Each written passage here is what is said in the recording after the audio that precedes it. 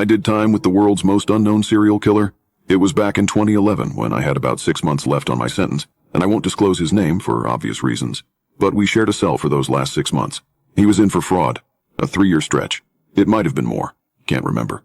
He was in his late 50s, and to put things simply, didn't look like no con. Skinny, glasses, and always reading a book. At yard time he would always be playing chess, and I heard he never lost a game in all the time he was there. Anyway, I didn't really speak to him much at the start, but after I told him I was getting out and was struggling with some paperwork, not the best at writing, he helped me out. I was grateful, and afterwards we became more friendly. But it was the night before my release that he told me his own story. I'd got hold of some moonshine and we started drinking and swapping stories like you do in prison. Mostly bravado and bigging yourself up. Well, I must admit we got pretty drunk, and that was when he told me his story. Now, at the time, like you reading this, I thought it was all bullshit. We were drunk and I didn't believe a word. Just thought it was a deranged man rambling. But once I had got out, well, let me tell you his story first and what I found out afterwards. He confessed that night that between 1970 and 2010 he'd killed 155 people. He told me he killed his first victim when he was 23, but knew it was what he wanted to do for the rest of his life by the time he turned 15. Just said it was a calling, like that of a priesthood. He said he found his particular speciality were roads, mainly motorways. He'd wait in the rest stops in the dark, waiting for someone to pull in. Drunks were his particular favorite. The easiest of kills, like taking candy from a baby. They'd be snoring in the front seat in the rest stop, trying to snooze off their 10 beers before they got caught by the police, and he said he'd watch them while they slept, their heads pressed back against the headrest, mouths open as they rested.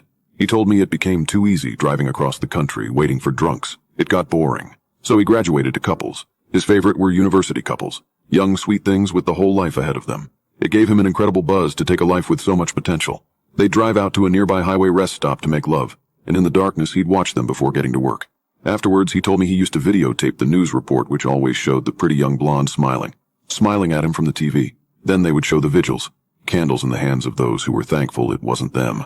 A crying parent, a teacher who barely knew the students speaking about their potential greatness, a potential would never come to be. He used to categorize the news reports and play his favorites at night, like how you would put on a movie. He'd sit down with pizza and wine and watch those news reports, reminiscing about different victims over the years. Now, of course, I didn't believe a word of it. Who would have? We were drunk, and by the time he had finished, I felt pretty sick about it all. Of course, I wanted to smash his face in, but I couldn't. I was getting out in the morning, and he knew that. And later on, I guessed that's why he told me. He was teasing me. Well, anyway, it was the last part he told me that made me wonder. There was a girl murdered in the 90s named Alicia. I won't reveal her full name, but you can Google it and it will come up the article. Everyone knew that case. It was a big story in my country. But that night he told me it was him that committed the murder. Asked me if I wanted to know where the body was buried. I told him he was a sick fucker, but he told me the location anyway. You should have seen the smile on his face. It was like all this time he had been playing a game with me, waiting for the night I got out to tell me. Test me, sort of. In the morning he only stared at me blankly as I left my cell. And let me tell you, I'd been around murderers and gangsters all my life, but that look on his face was something else. I can still picture it sometimes when I close my eyes. Those cold, dark eyes.